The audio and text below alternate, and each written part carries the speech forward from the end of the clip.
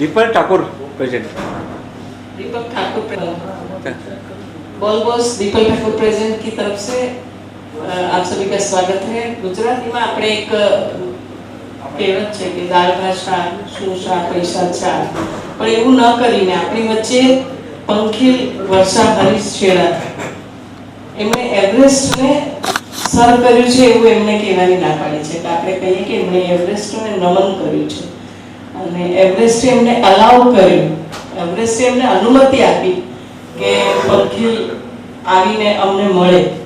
આ વસ્તુ ખરેખર જેણે એક નાનકડો પણ પર્વત ચડ્યો હોય ને એમને આ વસ્તુ બહુ જલ્દી સમજાય। પંખીલ એક ધનાઢ્ય પરિવારમાં, એક વૈભવી પરિવારમાં અને બધા સુખ સાહેબીની વચ્ચે, તો એ કદાચ થાઈલેન્ડ જાય કે મલેશિયા જાય કે સિંગાપોર જાય ને શોપિંગ કરે તો એ બધું સ્વાભાવિક લાગે, પણ આજે એણે એવરેસ્ટ પર જઈને એક ફતેહ હાંસલ કરી છે અને એવરેસ્ટને પોતે નમન કરીને આવ્યો છે।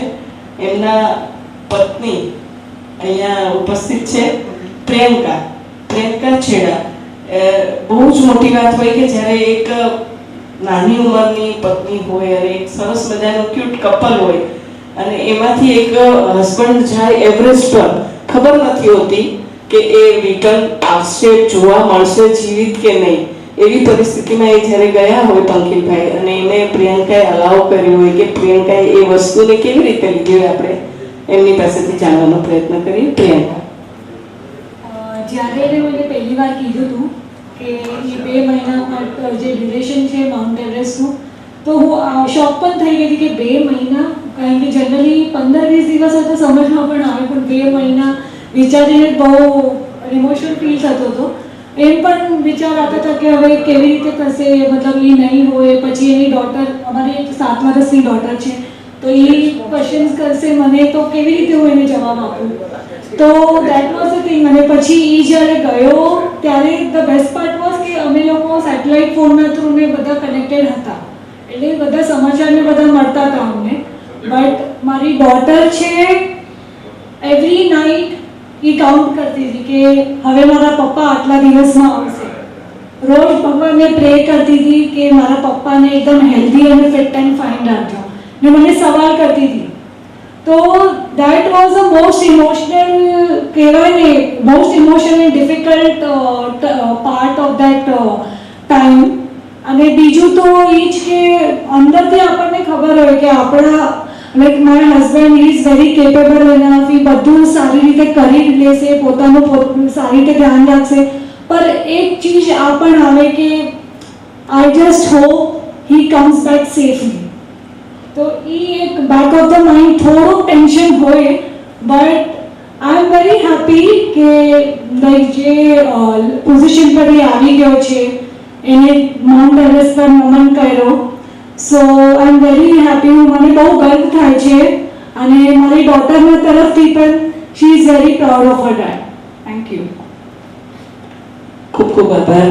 પ્રિયંકાને આપણી વચ્ચેથી બહાર જવાનું છે એટલે આપણી રજા લેશે, પણ અમે ખૂબ અભિનંદન, પર્વતારોહણ કરી ચૂક્યા છે ત્યારે જ આ વસ્તુ શક્ય બની છે। વર્ષાબેન, તમે નાનપણથી એને જે ઉછેર આપ્યો એની વાતો થોડાકમાં તમે રજૂ કરો કે બીજી મમ્મીઓ એનાથી ઇન્સ્પાયર થાય કે બાળકોને આવી એક કેળવણી આપવી જોઈએ કે જેનાથી પર્વતારોહણ તો કર્યું પણ એવરેસ્ટ સુધી પહોંચવા માટે પંખીલ શક્ય થયા, સંભવ થયું એમની લાઈફમાં। એના માટે તમે તમારો અનુભવ કહેશો જી। મારા ખ્યાલથી દરેક બાળકને બધાએ, મતલબ એના મમ્મી પપ્પાએ ખાસ તો એમની જે ઈચ્છા હોય એ તમે એમને કરવા માટે અલાવ કરો। બેઝિકલી આપણે શું કરીએ છીએ કે એ આ કંઈ તારાથી થાય, તું થોડી કરી શકવાનો છે આવું બધું, આમાં તો કેટલા બધા પૈસા જાય, એટલે આવા બધા વિચારોને આપણે મનમાં લાવી અને બાળકને ડિગ્રેડ કરી નાખીએ છીએ કે you can not do it. But તમે ક્યારેક એક ચાન્સ તો આપો એને કરવા માટે, કદાચ ન પણ કરી શકે, કદાચ જરૂર નથી કે બધા બાળકો બધી જ વસ્તુઓ કરી શકે કદાચ, પણ તમે ક્યારેક એની ચાન્સ આપશો તો તમને ખબર પડશે કે એ બાળકમાં કેટલી કેપેસિટી છે કરવાની અને એ કેટલું કરી શકે છે। અને સાથે સાથે એ જે કરવા માંગે છે એ વસ્તુમાં તમે પણ થોડું યોગદાન આપો. કારણ કે અમે બચપનથી એકચ્યુઅલી અમે ઘણા બધા ટ્રેક્સ કર્યા છે સાથે. મારા હસબન્ડને તો પોતે જ માઉન્ટેનરિંગનો આખો કોર્સ કર્યો હતો. એના પછી અમે ઘણા બધા એક્સપિડિશન્સ, એટલે અમે આખું ફેમિલી, અમે 4 જણા. આ લોકો, મારી ડોટર ખાલી 6 વર્ષની હતી, પંકિલ 10 વર્ષનો હતો. ત્યારથી લગભગ અમે લોકો એવરી યર અમે ક્યાંક ને ક્યાંક કોઈ પણ એક કંઈ પણ મતલબ આપણે કહીએ ને કે શિખર સર કરવા માટે જઈએ કે એક્સપિડિશન માટે છે, નાના મતલબ ભલે અચ્છા અહીંયા સહ્યાદ્રીમાં અમે કેટલા બધા ટ્રેક્સ કર્યા છે. સો બેઝિકલી તમે એક વિશ્વાસ રાખો એમના પ્રત્યે. ખૂબ જ વ્યવસ્થિત વાત કરી છે તમે કે સહ્યાદ્રીનું નામ લીધું એટલે કહું કે અહીંયા જ મહારાષ્ટ્ર પર્વતોનો દેશ છે. અને જો તમારે શરૂઆત જ કરવી હોય તો બાળકોને ખરેખર શરૂઆત ત્યાંથી જ કરો. તમે જો મહારાષ્ટ્રમાં રહો છો તો તમારી માટે તો સૌથી નજીક છે આ વસ્તુ અચીવ કરવી કે બાળકને એના માટે ઘડવું. આપણે બાળકોને ઘડતી વખતે જ તમે હમણાં કહ્યું કે તમારા વેકેશન્સ એમાં ગયા છે, તો એ વસ્તુની જ અસર પડી છે કે પંખીલ આજે આટલું બધું સર કરી શક્યા. અને તમે નસીબદાર છો કે તમે જે કરતા હતા એ તમારા બાળકોએ અપનાવ્યું. હું ખૂબ ખૂબ અભિનંદન આપીશ. અહીંયા પારીલ પણ છે, પારીલે પણ માઉન્ટેનિંગ એમની સાથે કર્યું હશે. આપણે એમનો પણ 1-2 વસ્તુનો અનુભવ લઈએ. સો મારું પર્સનલી છે કે અમારી જે અપબ્રિંગિંગ રહી છે ફ્રોમ ધ વેરી સ્ટાર્ટ, અમને એ જ શીખવાડવામાં આવ્યું છે કે તમે સેલ્ફ ઇન્ડિપેન્ડન્ટ રહો, be it emotionally, be it mentally, be it financially. એટલે પપ્પા મમ્મીની હંમેશા એ ટ્રેનિંગ રહી છે કે તમને દુનિયાના કોઈ પણ કોનામાં અમે નાખી દઈશું તો you should know how to survive, you should know how to find your way out of that place.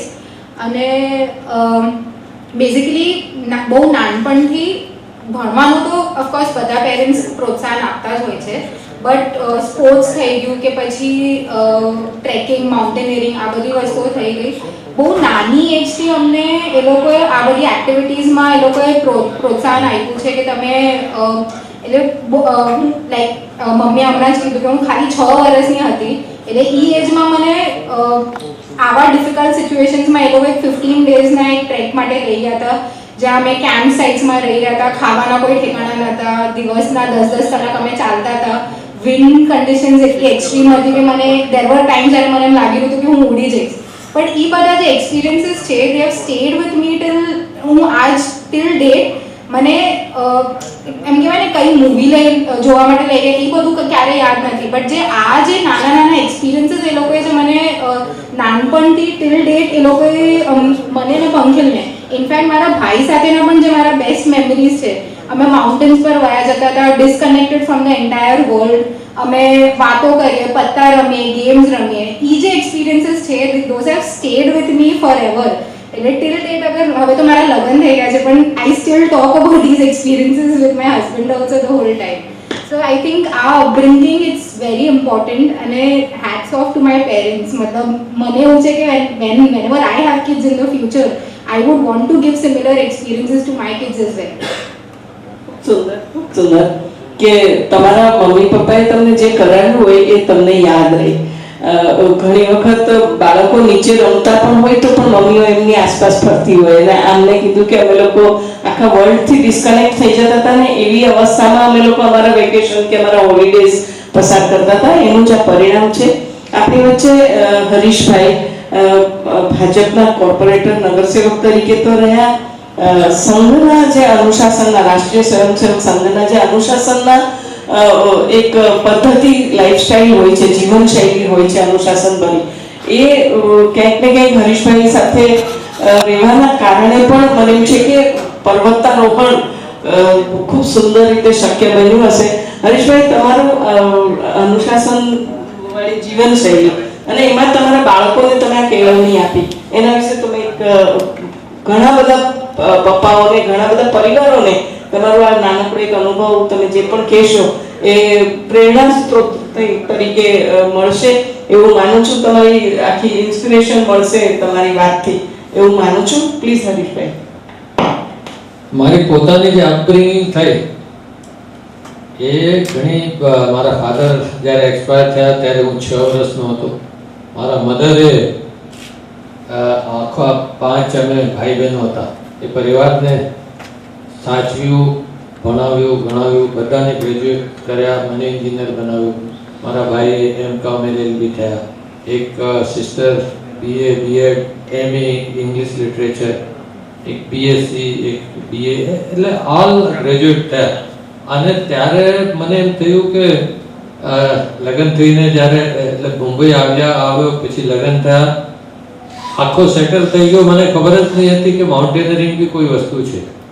All of sudden એક વખત નરેશભાઈ મારા મિત્ર અને અમે લોકો કચ્છી સમાજનો એક નૈનીતાલનો કેમ્પ હોય છે, લગભગ 33 વર્ષની ઉંમરમાં અમે લોકો એ કેમ્પ નૈનીતાલ જ્યારે ગયા અને એ કેમ્પમાં માઉન્ટેનરિંગ શું છે વસ્તુ મને ખ્યાલ આવ્યો.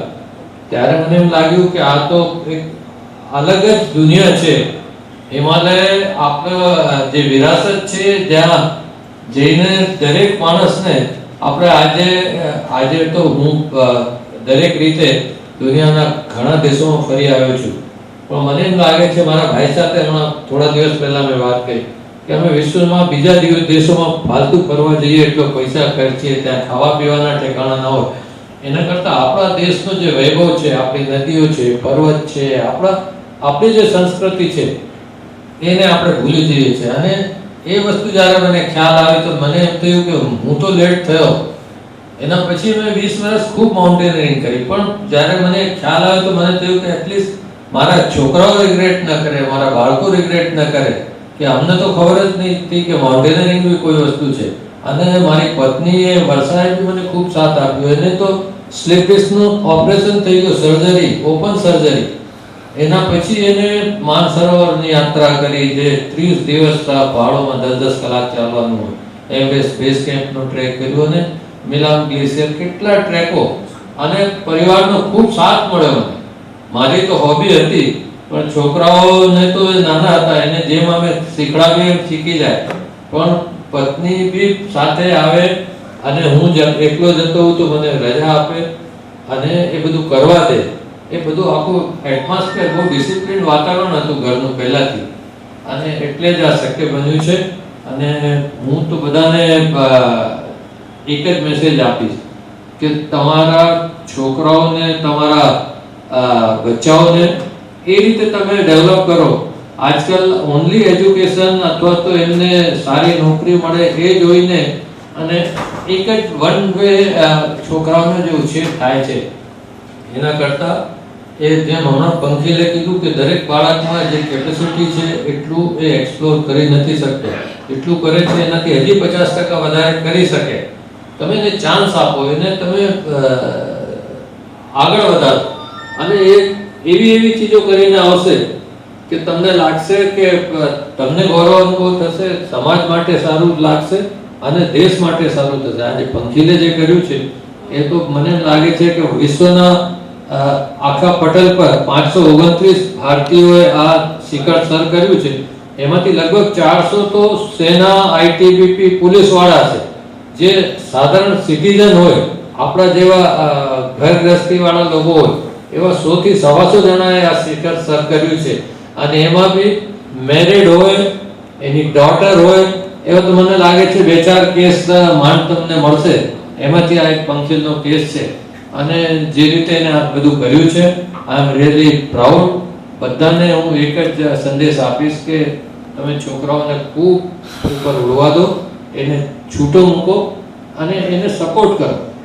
અને ઓનલી ડિસિપ્લિન પર ધ્યાન રાખો કે ઇનડિસિપ્લિન ન થાય. બાકીની બધી વસ્તુ છે એ પોતાની મેળે એ લોકો આગળ વધારશે. અને પંખીલે જે કર્યું છે એનો પાઠ બીજા લોકો બી ફોલો કરશે. તમે શું તમારા બાળકોને આપો છો? એ 3 ઇડિયટ્સ એક ફિલ્મ દ્વારા હતું, પણ આ ફિલ્મ નથી, આ હકીકત જીવન છે. એના માટે હું હરીશભાઈ અને વર્ષાબેનનું ખૂબ ખૂબ અભિનંદન કરું છું કે તમે બાળકોને એ વસ્તુ આપી અને કરવા દીધું કે જે એમને કરવું જોઈએ અથવા જે એમની ઈચ્છા છે. હું પંખીલને કહીશ કે સમારોહ કરવા માટે તો તમે જ આખી વિષય વસ્તુને તમે સર કરી છે, તમે એને પામ્યું છે અને તમે એને અનુભવ્યું છે. તો એક અમારી દીપલ ઠાકુર, માટે તમે બોસ બોલ આ એક સરસ ચેનલનું નામ છે, એને તમે તમારો અનુભવ શેર કરશો એવી વિનંતી. ધન્યવાદ મને આ મોકો આપવા માટે. દીપાલી ઠાકુર અને બોર્સ બોલ. એવરેસ્ટનો અનુભવ આમ કહીએ તો હું એ જ મારા ફેમિલી મેમ્બર્સને કહેતો હતો કે કદાચ આગળની લાઈફમાં હું કદાચ જે આ 45-50 દિવસની જે જર્ની રહી છે એ કદાચ ભૂલી નહીં શકું. આમ તો અમારી આંગળીઓ જે ફ્રોસ્ટ પેટર્ન છે ઓલરેડી એ મને ભૂલવા નહીં આપે. બધી રીતે તમને આ mountain physically, mentally, emotionally, even થોડો સ્પિરિચ્યુઅલી બી ટેસ્ટ કરી લે છે. તમારી બોડી, માઇન્ડને તમે કેટલું સારી રીતે ઓળખો છો એ બહુ જરૂરી હોય છે, કેમ કે એટલા મોટા ડ્યુરેશનનું આ એક્સપિડિશન છે. જે નોર્મલ આપણું એક્સપિડિશન અમે જે હિમાલયમાં ઇન્ડિયામાં જે કરતા હોઈએ છીએ 6000 મીટર પીક હોય કે 7000 મીટર પીક હોય તો એ 15 દિવસ, 20 દિવસ, બહુ તો 25 દિવસનું હોય. પણ આ એક્સપિડિશન 2 મહિનાનું હોવાથી તમને બધી રીતે તૈયારી રાખવી પડે, કેમ કે ત્યાંના જે આખું રિજન છે, જે સાગરમાથા એરિયા, જે ખુંબુ રિજન કહેવાય છે, that is filled with lot of different types of diseases. જે ત્યાંનું ખુંબુ કફ છે, ખાસ કરીને ખુંબુ રિજનમાં જે અમે જ્યારે બેઝ કેમ્પ પર પહોંચીએ છીએ તો લગભગ 70-75%, જેમાં શેરપાસ બી આવી જાય છે, તમે જોશો તો એ ખુંબુનો જે ડ્રાયનેસ છે ને એ તરત ગળાને પકડી લે, અને એક વાર બી પકડી લે તો તમે આમ લગભગ 2-3 મિનિટ, કોઈ ક્લાઇમ્બર્સ તો 10-10 મિનિટ સુધી કન્ટિન્યુઅસ ખાંસતા હોય.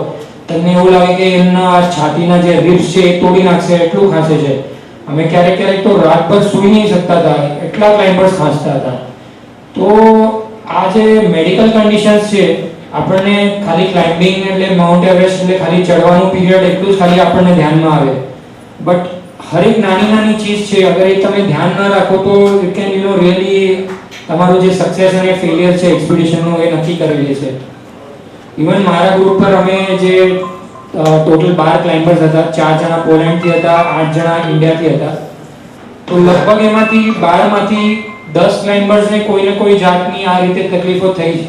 એમાંથી એક ક્લાઇમ્બર હતો, એ અમે બેઝ કેમ્પ પર પહોંચ્યા, એમને રેટિનામાં લો ઓક્સિજનના કારણે એને પ્રેશર આવી ગયું, એના કારણે એમની વિઝન જતી રહી, તો એમને પાછું કાઠમાંડુ જવું પડ્યું. 7 દિવસ કાઠમાંડુ રહ્યા પછી એમને બીજો અટેમ્પ્ટ કર્યો કે હું પાછું એકવાર ટ્રાય કરીશ. પછી બેઝ કેમ્પ આવ્યા, પછી કેમ્પ 1 સુધી આવ્યા, પાછું કેમ્પ 1 પર એમને એ જ પ્રોબ્લેમ પાછું થવા લાગ્યું, તો એમને એ ચીજથી રિટર્ન થવી પડી. બીજા એક ભાઈ હતા, અમારા વડોદરાના એક હતા, રવિભાઈ કરીને, તો એમને બી એ બહુ જ એક્સપિરિયન્સ ને જાણીતા ક્લાઇમ્બર, એમને બધા કોર્સિસ કર્યા છે, એમને રેસ્ક્યુ કોર્સ બી કર્યો છે મારાથી આગળ જઈને, અને એમના પાસે મેડિકલની બી બધી ચીજો હતી કે ઇમરજન્સીમાં અગર ડેક્સામેથાઝોન ને બધું મારવું હોય, ઇન્જેક્શન ને બધું, તો એ બી બધે પોતે મારી શકતા હતા. એટલા કેપેબલ અને એક્સપિરિયન્સ ક્લાઇમ્બરની ઇન્ડિયામાં બી એમને ઘણી બધી એક્સપિડિશનો કરી છે. હમણાં કુન કરી, માઉન્ટ કુન, પછી સતોપંથ કરી.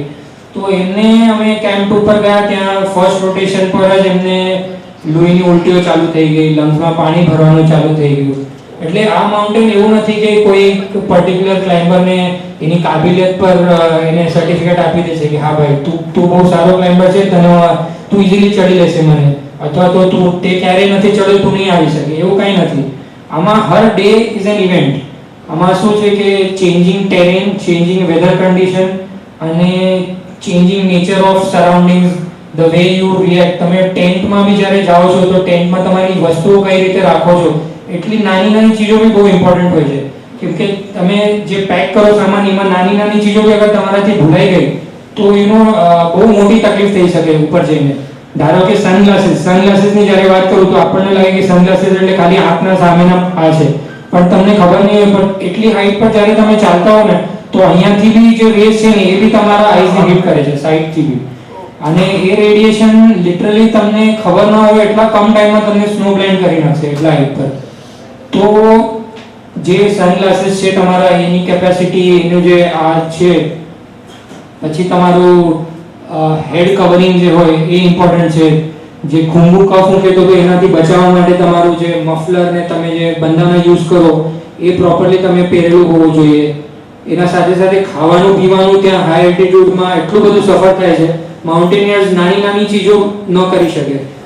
તમે લોકો શું કરે કે હાઈ એલ્ટિટ્યુડ પર જાય, માથું દુખવા લાગે એટલે તરત એમ વિચારે કે હું ડાયમોક્સ લઈ લઈશ તો મને થોડુંક રાહત મળશે, પણ ડાયમોક્સ અલ્ટિમેટલી તમને યુરિનેટ કરવા માટે એ કરે છે, અને યુરિનેટ તમે કરો એટલે પાણી વધારે પીઓ, એનો મેઇન ધ્યેય એ છે. તો હું એ જ કરતો હતો કે હું ક્યાં બી જાઉં તો હું તરત જઈને હાઇડ્રેટ કરતો હતો મારી જાતને, વધારે પાણી પીતો હતો, હું ખાતો તો બરાબર એકદમ, મતલબ મને નહીં બી ગમતું હતું.